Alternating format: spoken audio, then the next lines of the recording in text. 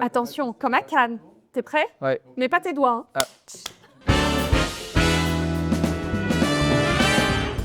Imaginez qu'un salarié de votre entreprise vous fasse part d'un comportement inapproprié, par exemple des propos déplacés, du harcèlement moral ou même de soupçons de fraude. Face à ce type de signalement, l'enquête interne est souvent la première étape cruciale. Attention toutefois, cette démarche est extrêmement délicate et doit être menée avec rigueur et impartialité pour éviter les conséquences qui peuvent être lourdes, des conflits sociaux, contentieux judiciaires, une atteinte à la réputation de l'entreprise.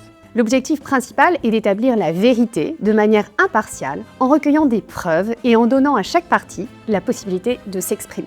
C'est aussi un moyen de protéger les personnes concernées, qu'elles soient plaignantes, témoins ou mises en cause, en garantissant la confidentialité et le respect de leurs droits. Enfin, c'est un outil qui permet à l'entreprise de montrer qu'elle prend ses responsabilités au sérieux en agissant rapidement et avec transparence. Un point de vigilance supplémentaire, une enquête mal conduite, par exemple bâclée, partiale, peut produire l'effet inverse et fragiliser l'entreprise, provoquer des tensions internes ou entraîner des sanctions judiciaires particulièrement lourdes.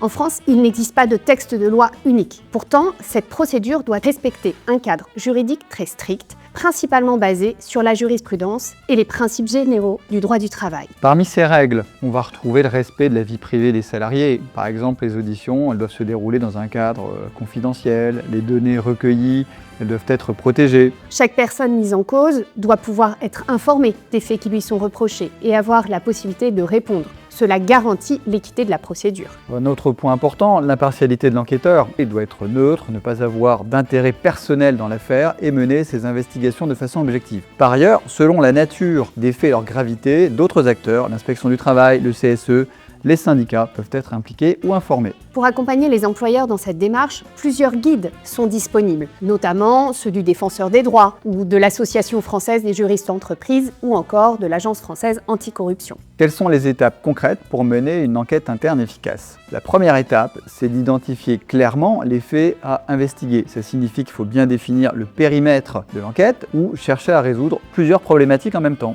La deuxième étape, c'est de désigner un ou plusieurs enquêteurs impartiaux. Même si ce n'est pas une obligation, il peut être nécessaire de faire appel à un expert externe pour garantir la neutralité. Dans cette hypothèse, l'avocat est un interlocuteur idéal, notamment grâce à la déontologie qui s'impose à lui, mais également de par ses compétences juridiques. Troisième étape, il faut organiser évidemment les auditions des personnes concernées. L'enquêteur doit poser des questions ouvertes, éviter les jugements et laisser chaque personne s'exprimer pleinement et librement. Quatrième étape, rédiger un rapport d'enquête qui soit objectif et factuel. Ce rapport doit exposer clairement les faits, les preuves recueillies, les contradictions éventuelles pour en tirer une conclusion. Et il est absolument indispensable de conserver une trace écrite complète de chaque étape, les convocations, les entretiens, les documents recueillis, la méthodologie utilisée pour assurer la transparence d'une part et également, en cas de contentieux, de pouvoir justifier que l'enquête s'est déroulée dans de bonnes conditions.